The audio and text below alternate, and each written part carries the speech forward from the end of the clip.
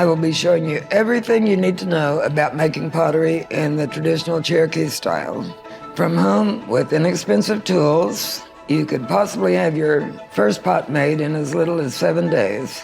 In this course, we'll be making 4 pots, 2 cazuela pots, 1 cooking pot, and a water bottle, and a bonus pot from my granddaughter Lillie.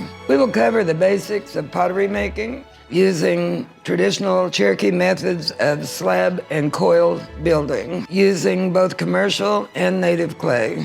And we'll cover how to dig your own clay.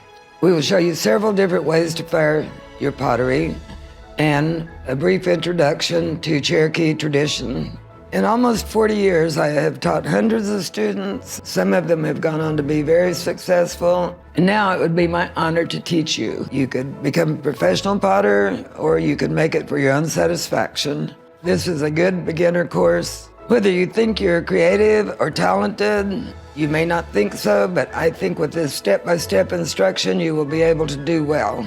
I have seen it happen over and over through the years. What are you waiting for? Let's make some pottery. I will see you inside the course. Let's get started.